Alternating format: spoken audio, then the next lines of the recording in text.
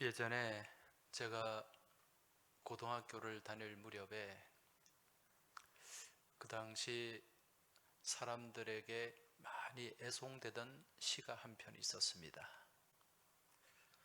그 시는 시집으로 발표되기 전에 사람들의 입을 통해서 구전으로 많이 알려진 시인데 아마 여러분도 잘 아는 시일 것 같습니다. 그 시의 제목이 홀로서기라는 시입니다. 서정윤이라고 하는 시인이 쓴 시인데 그 시의 서두를 보면 이런 내용이 나옵니다. 기다림은 만남을 목적으로 하지 않아도 좋다. 가슴이 아프면 아픈 채로 바람이 불면 고개를 높이 쳐들어서 날리는 아득한 미소. 이렇게 시가 이어지는데 여기에 보면 기다림은 만남을 목적으로 하지 않아도 좋다. 그렇게 시를 이제 열어가는데 지금 이 시의 내용을 보면은요, 애절한 기다림입니다. 어딘가에 있을 자신의 한쪽을 향한 애절하고도 간절한 기다림을 노래하는데 그 기다림이 만남을 목적으로 하지 않아도 좋다. 그렇게 이야기를 하는 거죠. 이러한 기다림은 한마디로 얘기하면 막연한 기다림입니다. 목적이 없는 기다림이에요. 여러분, 기다림이라고 하는 것은 만남을 목적으로 해야 됩니다. 만날 수 있는 기다림을 기다려야 된다는 거죠. 만남을 목적으로 하지 않는 막연한 기다림. 이러한 기다림이 바로 세상의 기다림이 아닌가. 만남에 대한 기약이 없는 거예요. 약속이 없는 거죠. 그러한 기다림의 모습을 잘 보여주는 상징물이 하나가 있는데 그게 어디에 있냐면은 우리 교회에서 멀지 않은 곳에 있습니다. 여러분, 영도에 가면 태종대가 있지 않습니까? 그 태종대에 혹시 망부석이 있는 거 아십니까? 태종대에 망부석 보셨어요? 아마 부산에 살아도 그걸 못 보신 분들이 많을 것 같아서 사진으로 한번 보여드리도록 하겠습니다. 저게 태종대에 있는 망부석입니다. 어디를 보고 있냐면은 일본 대마도 쪽을 보고 있어요. 저 망부석에는 이 사연이 담겨 있겠죠. 예전에 신라시대 때 일본으로 건너간 이 볼모로 잡혀간 사람을 구하기 위해서 건너간 그 남편을 기다리고 기다리던 그 부인이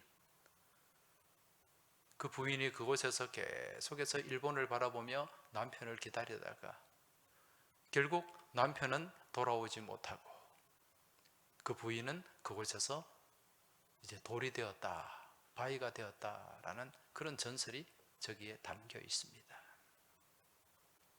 만나지 못한 거죠. 그저 막연한 기다림을 계속해서 이어가다가 결국 돌이 되고 말았다는 전설입니다. 또 이 막연한 기다림을 나타내고 보여주는 또 다른 상징물이 하나가 있는데 그것은 바로 그 자갈치 앞에 있는 영도다리입니다. 예전에 6.25 전쟁이 일어났을 때 얼마나 많은 사람들이 그 영도다리 밑에 모였는지 몰라요. 무엇하기 위해서? 만나기 위해서. 그런데 거기에 나와서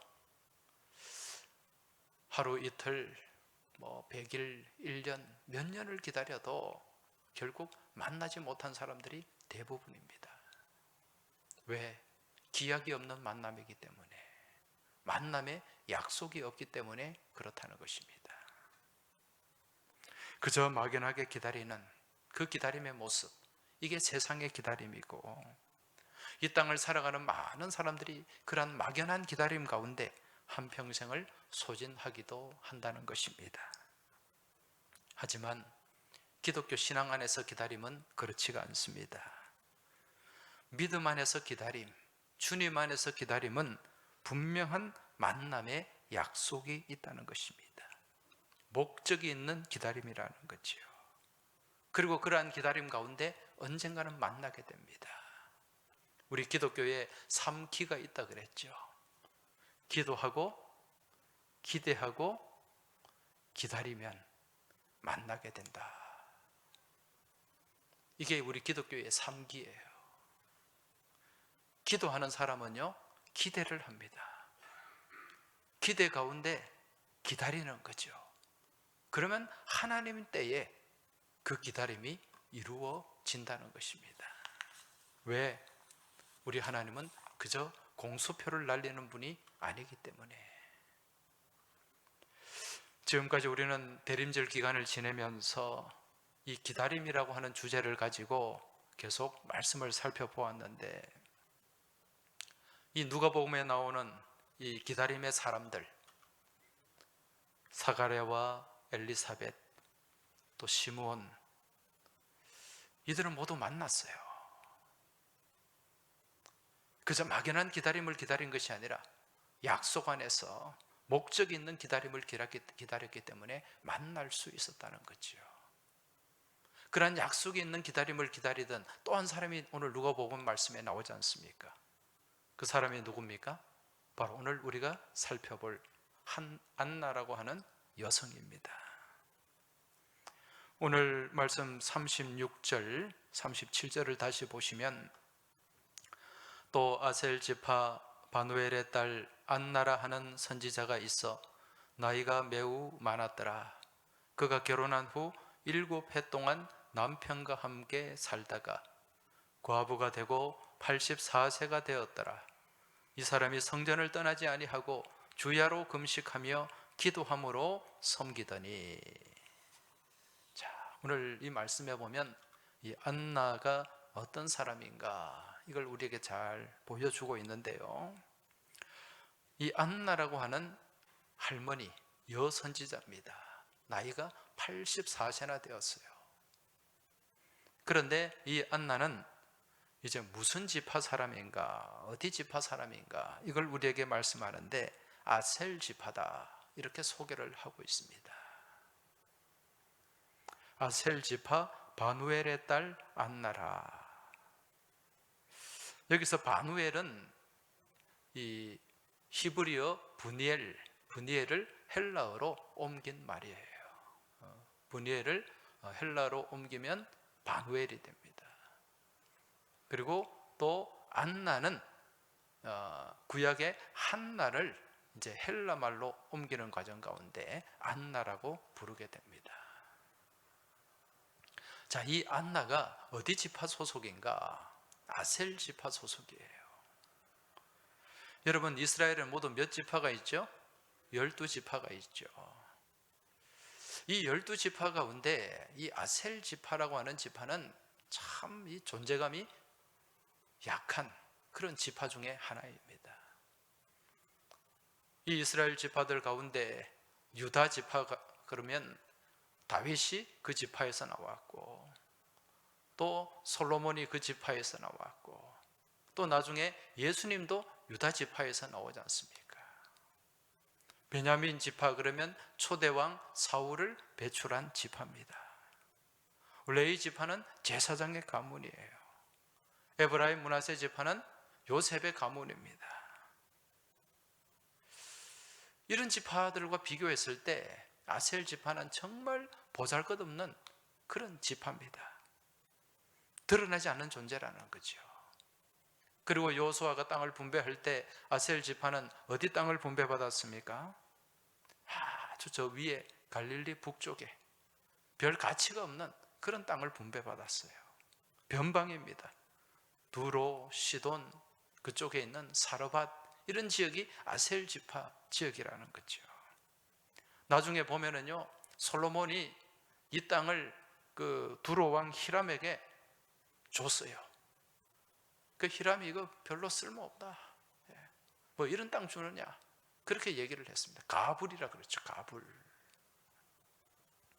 이처럼 이 아셀 지파는 유다 지파 내에서도 별로 존재감이 없고, 또 그들이 살던 땅도 참 여러 가지 어려운 이스라엘 변방이었고, 그리고 그 아셀 지파에서 또 특별한 인물도 배출하지 못했어요.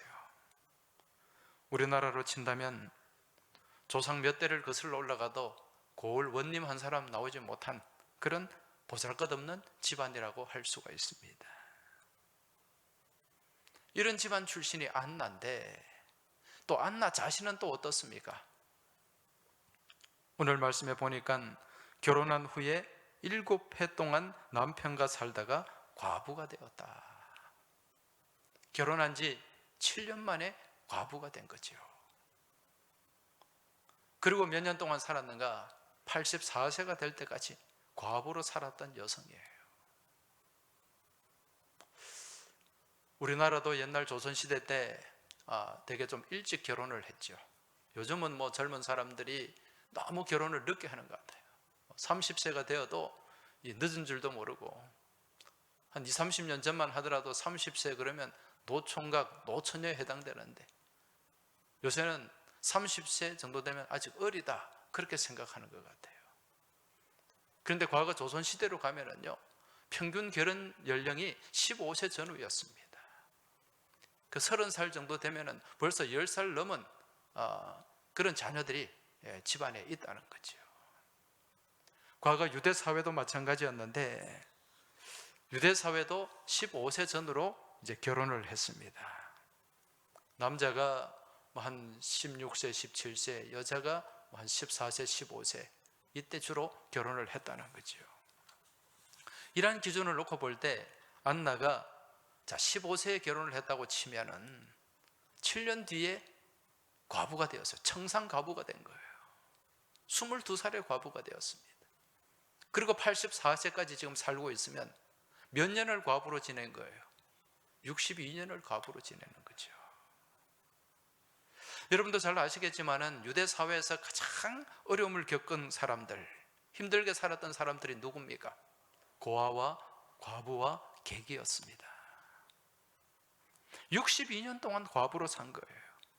그렇다 보니 얼마나 그 삶이 고되고 힘들고 또 비참했는가, 우리가 안 봐도 알 수 있다는 거죠. 지금 이러한 안나가 누구를 만납니까? 예수님을 만나요. 유대인들이 그토록 기다리고 기다렸던 메시아를 만나게 된다는 것입니다. 지금 유대인들은요, 모두가 메시아를 기다리고 있었습니다. 제사장들도 기다리고 귀족들도 기다리고 유력한 사람들도 기다렸는데, 왜 이처럼 가장 내세울 것 없고 보잘 것 없는 안나가 예수님을 만나게 된 것인가? 오늘 본문은 그것을 우리에게 보여주고 말씀해주고 있습니다. 오늘 말씀 37절을 보시면, 과부가 되고 84세가 되었더라. 이 사람이 성전을 떠나지 아니하고 주야로 금식하며 기도함으로 섬기더니.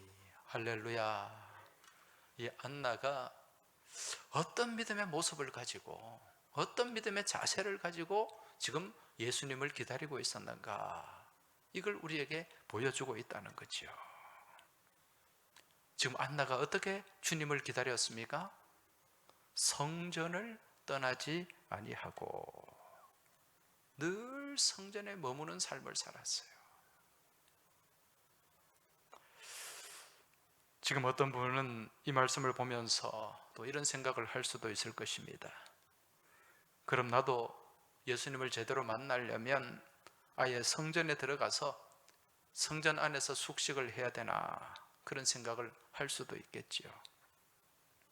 아마 다 잘 아실 거예요. 지금 이 말씀은 그런 의미가 아니라 늘 성전 중심의 삶을 살았다, 그 말씀입니다. 여러분, 성전 중심의 삶이 무엇입니까? 모든 삶의 우선순위가 교회에 맞춰져 있는 거예요. 주님께 맞추어져 있는 겁니다. 이게 성전 중심의 삶입니다. 믿음의 삶이 내 삶의 주변, 가장자리가 아니라 중심이 되어야 된다는 것입니다. 그리고 성전 중심의 삶은 세상에 무엇보다도 성전 안에서 이루어지는 그 일을 사모하는 것을 얘기하는 거죠. 성전 안에서 이루어지는 예배를 사모하고, 성전을 통해 드려지는 기도를 사모하고, 성전을 통해 이루어지는 헌신과 봉사를 사모하고 기뻐하는 그 모습, 그 믿음의 모습이 바로 성전 중심의 신앙의 삶이라는 것입니다. 따라서 우리가 주님을 제대로 만나기 위해서는요, 우리가 성전을 떠나지 말아야 됩니다. 늘 성전에 머무는 삶을 살아야 돼요. 다시 말해서 성전 중심의 삶이 우리 가운데서 계속해서 이어지고, 특히 이 성전을 통해 드려지는 이 예배를 기뻐하고 예배를 사모하는 그런 삶이 되어야 된다는 것입니다. 여러분, 지금 코로나19가 우리 사회 또 우리 삶을 엄습하면서 지금 제일 큰 어려움이 무슨 어려움입니까? 특히 믿음의 삶 가운데서 예배가 지금 무너지고 있어요. 이게 가장 큰 어려움입니다. 처음에는 이 예배를 드리는데, 이제 우리가 비대면 예배를 하지 않습니까? 비대면 예배를 시작했을 때 뭐 어쩔 수 없이 지금 우리가 가정에서 예배를 드리는데, 가정에서 예배를 드릴 때 그래도 주일날 교회 나오는 것처럼 또 몸 단장도 하고 옷도 잘 갖추어 입고 그런 자세로 예배를 드리다가 이제 이게 한 10개월, 1년 가까이 되니까 이런 마음, 이런 자세까지도 무너지고 있다는 거죠. 그리고 예배를 드리는 둥 마는 둥, 물론 지금 오늘 유튜브로 가정에서 예배를 드리는 분들, 우리 교우들 중에는 그런 분들이 한 분도 안 계시지만, 지금 대한민국 전체 교회를 놓고 볼 때 그런 마음가짐을 갖는 사람들이 많이 늘어나고 있다는 거죠. 예배가 무너지는 겁니다. 또 어떤 분들은 그렇게 생각할 수도 있어요. 아니 뭐 추운데 멀리 안 가고 그냥 집에서 따뜻하게 이렇게 유튜브, TV 앞에서 또 핸드폰 켜놓고 예배 드리는 건 편하고 좋은데, 그렇게 생각할 수도 있을 것입니다. 여러분, 예배는요, 온전한 예배는 성전에 모여서 드리는 예배입니다. 이게 온전한 예배예요. 지금 우리가 비대면으로 이렇게 예배를 드리는 것은, 이거는 코로나 팬데믹으로 인해 우리가 어쩔 수 없이 차선책으로 선택한 방법이지 최선의 방법은 아니라는 것입니다. 온전한 예배는 주의 성전에 모여서 찬송하고 기도하는 가운데, 그렇게 성령의 기름 부음의 역사가 함께하는 그런 예배가 될 때 그 예배가 온전한 예배가 될 수 있다는 거죠. 여러분, 교회는요, 모이는 곳이에요. 교회가 헬라 말로 에클레시아지 않습니까? 이 말은 부름을 받은 사람들이 모인다는 뜻이에요.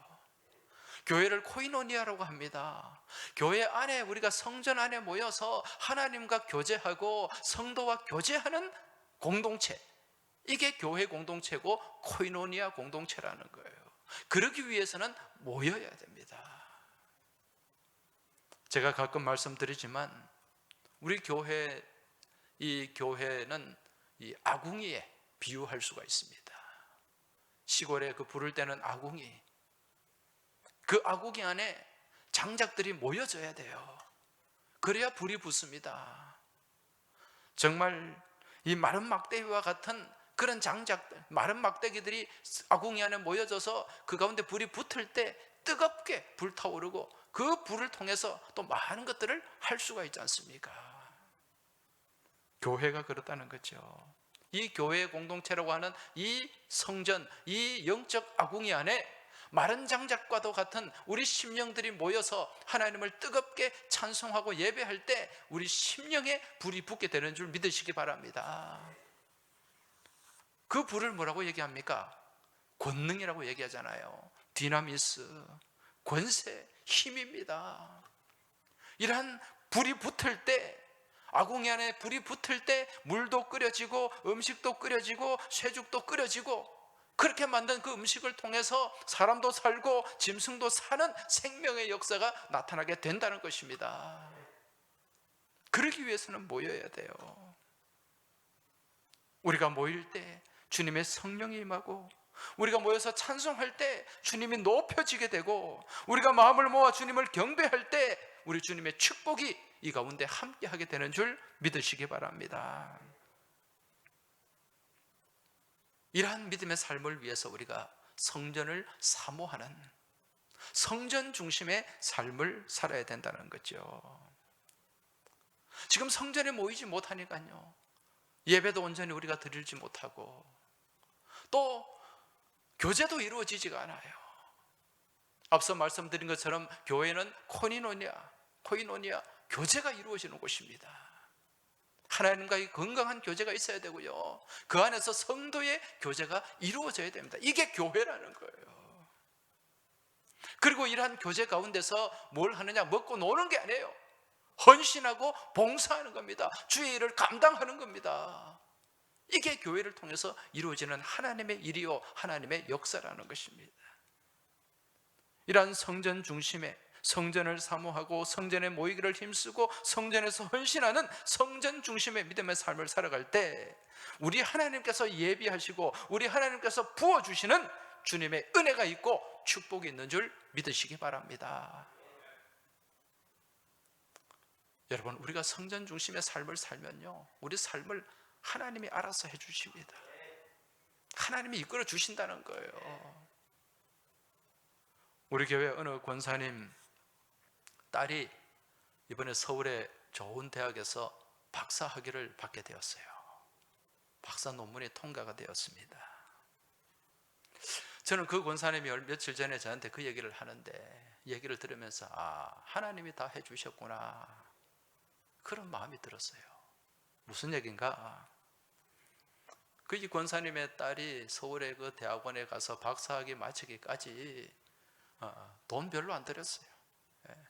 학교에서, 국가에서 다 지원해주고 그렇게 해서 박사까지 마쳤는데, 이 권사님의 삶을 보면은요, 늘 교회 껌딱지예요. 교회에 붙어있는 삶을 살아요. 새벽기도부터 주중에도 보면은 늘 왔다 갔다 보여요. 그래서 어느 날 보면은 제가 저 사람이 권사인지 전도사인지 헷갈릴 때가 있어요.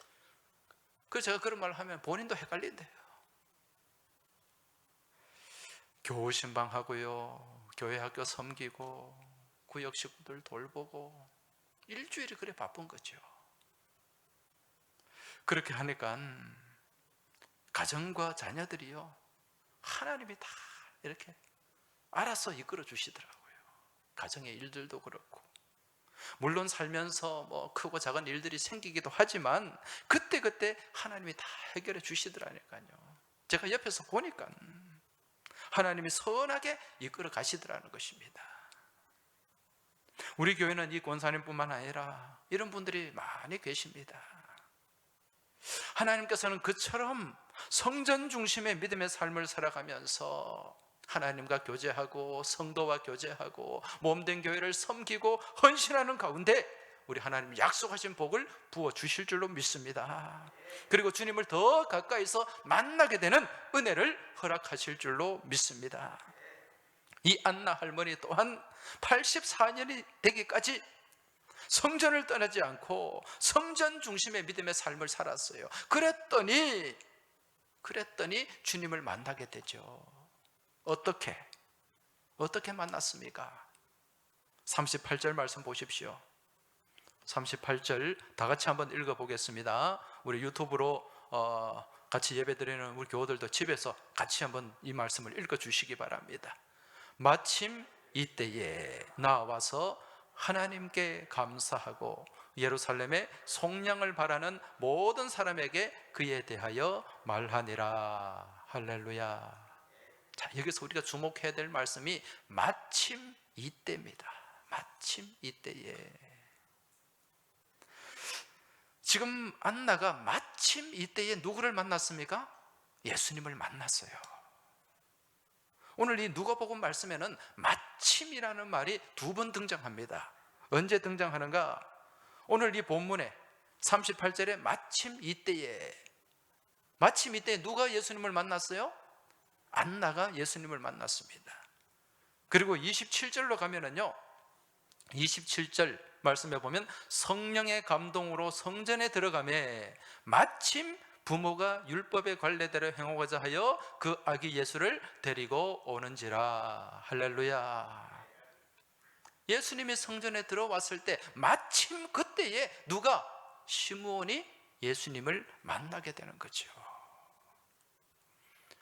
여러분, 세상의 기준으로 볼 때 이 마침 이때에, 세상의 기준으로 놓고 보면은 이건 어떤 때입니까? 우연히 일어나는 때죠. 마침. 세상 사람들은 때마침 누가 나타나서 잘 되더라, 우연히 누가 도와줘서 잘 되었다. 이 마침이라는 것을 우연이라고 생각을 합니다. 여러분, 우연일까요? 그렇지 않습니다. 하나님 안에서 일어나는 일은 절대로 우연이 없어요. 모든 것이 믿음 안에서 필연인 줄 깨달으시기 바랍니다. 하나님의 섭리 가운데 놓여져 있다는 거예요. 이런 하나님의 섭리 안에서 마침 이때에, 이때는 누구의 때를 얘기하는 겁니까? 하나님의 때를 얘기하는 거예요. 하나님의 때에 모든 것이 이루어지게 된다는 것입니다. 여러분, 우리가 살아가는 삶 가운데 일어나는 많은 일들이 있는데 하나님의 섭리 안에서 다 이루어지는 일인 줄 깨달으시기 바랍니다. 참새 한 마리가 떨어지는 것까지도 우연히 일어나지 않는다는 거죠. 마태복음 10장 29절에 뭐라고 말씀합니까? 참새 2마리가 한 아사리온에 팔리지 않느냐? 그러나 너희 아버지께서 허락하지 아니하시면 그 하나도 땅에 떨어지지 아니하리라. 한 아사리온, 우리 돈으로 2,000원, 3,000원 이 정도밖에 되지 않은, 그렇게 싸게 거래되는 이 참새 한 마리도 땅에 떨어지는 것, 땅에 떨어져 죽는 것, 그거 우연히 되지 않는다는 거죠. 다 누구의 손 안에 있다는 것입니까? 하나님의 손 안에, 하나님의 섭리 안에 있다는 것입니다. 따라서 우리 가운데 일어나는 아주 작은 일까지도 하나님의 손을 거치지 않고 이루어지는 일은 없다는 것입니다. 그리고 또 하나님께서 가장 적절한 때에, 하나님의 때에 또 하나님의 일을 그 가운데서 이루어 가신다는 사실, 이걸 우리가 믿음으로 깨달아야 될 줄 믿습니다. 이러한 측면에서 볼 때 이 코로나 팬데믹도 그저 우연히 일어난 일이 아닙니다. 하나님의 섭리 안에 놓여진 사건이에요. 이러한 코로나 기간 가운데 여러분, 하나님이 역사하시는 때가 있는 줄 믿습니다. 하나님이 해결하시는 때가 있는 줄 믿습니다. 우리는 그 때를 믿음으로 기다려야 돼요. 지금 시므온이 예수님을 만나고 안나 선지가 예수님을 만난 것, 우연히 이루어진 것이 아닙니다. 평생 주의 성전을 떠나지 않고 믿음으로 기다리고 기다린 가운데 이루어진 기다림의 열매요, 또 하나님의 때에, 가장 적절한 때에 허락하신 하나님의 축복인 줄 믿으시기 바랍니다. 지금 우리는 이 기다림의 계절을 지나고 있습니다. 이러한 때에 여러분은 무엇을 기다리고 계십니까? 무엇을 소망하고 있습니까? 오늘 우리가 앞서 살펴본 시므온, 또 오늘 살펴본 이 안나처럼 성전을 떠나지 않고 주님을 바라고 주님을 소망하며 기다리는 그 주님을 향한 기다림이 되시길 주의 이름으로 축원합니다. 주님을 만나야 돼요. 주님이 우리 안에 오시면 모든 문제가 다 해결되는 줄 믿으시기 바랍니다. 주님만 오시면 됩니다. 주님만 계시면 됩니다.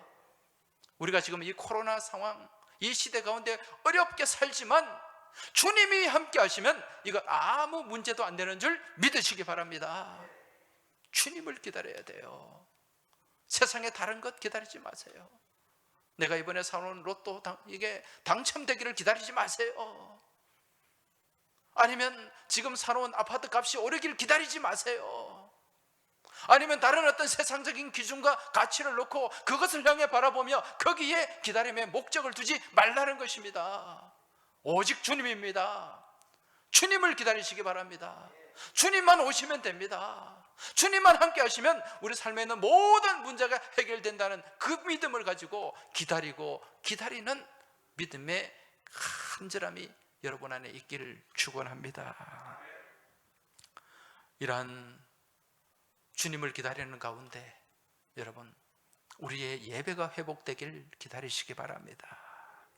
예배가 회복되기를 기도하시기 바랍니다. 그리고 내 삶이 온전히 주님 중심의, 성전 중심의 삶이 될 수 있길 간절히 소망하시기 바랍니다. 우리 안에 주님이 내 중심에 계시고요, 주님이 내 삶 가운데 오시고, 우리 주님 안에서 모든 예배가 정상적으로 드려질 때 영적 질서가 회복되는 줄 믿으시기 바랍니다. 이러한 영적으로 질서가 회복되고 제자리로 돌아가게 되면 우리의 삶의 모든 주변의 삶의 문제들까지, 삶에 펼쳐지는 모든 일들까지 다 제자리를 찾아갈 수 있다는 거예요. 이 코로나도 마찬가지입니다. 하나님이 해결해 주셔야 됩니다. 사람이 아무리 방법을 찾아도요, 해결을 할 수 있는 방법이 없습니다. 우리는 이 시간에 다시금 우리의 모습을 돌아보며 하나님 앞에 회개하며 주님을 바라봐야 됩니다. 그리고 주님을 온전히 내 중심에 모셔야 되고 우리가 주님을 제대로 만나야 된다는 거죠. 이러한 믿음으로 나아갈 때 하나님은 마침 이때에 우리 삶의 모든 문제, 이 코로나 팬데믹의 문제까지 하나님은 다 해결해 주시고 우리의 모든 삶의 자리가 제자리로 돌아갈 수 있도록 은혜를 베풀어 주실 줄 믿습니다. 이러한 믿음을 가지고 주님이 오시길 기다리시기 바랍니다. 주님이 함께 하시길 기대하고 소망하시기 바랍니다. 그리고 그러한 간절한 기다림 가운데 이번 성탄절은 더욱더 주님 가까이, 주님이 내 중심에 오셔서 주님과 함께하는 복된 성탄이 되길 주의 이름으로 축원합니다. 기도드리겠습니다. 하나님 아버지, 저희가 하나님을 믿는다고 하면서 주님을 기다리지 않고 세상의 다른 허탄한 것들을 바라보며 그것을 기다리는 삶을 살아왔음을 이 시간 고백합니다. 오직 우리 삶 가운데 있는 어려움과 문제들과 환난까지도 다 해결하실 수 있는 분은 오직 우리 주님인 줄 믿사오니, 오직 주님이 저희들 삶의 중심에 오시고 저희들의 삶을 지배하고 이끌어 가시는 그 시간을 기다리고 기다리는 저희들의 믿음의 모습이 다 되게 하여 주옵소서. 특별히 코로나 팬데믹 지금 전 세계를 힘들게 하고 있습니다. 이로 인해 또 우리 교우들 가운데도 어려움을 겪는 교우들이 많이 있습니다. 주님 오셔서 이 코로나의 환난, 이 코로나의 어려움 주님 해결해 주옵시고 저희가 이 어려움과 환난에서 벗어나서 주님을 찬양하며 영광 돌릴 수 있도록 주님께서 함께하여 주시옵소서. 이제 성탄절이 얼마 남지 않았습니다. 그저 매년 반복해서 돌아오는 그러한 성탄절이 아니라 주님을 간절히 고대하고 소망하고 기다리고 기다리는 복된 성탄절이 될 수 있길 간절히 소망하며 우리 주님 예수 그리스도 이름으로 기도하옵나이다. 아멘.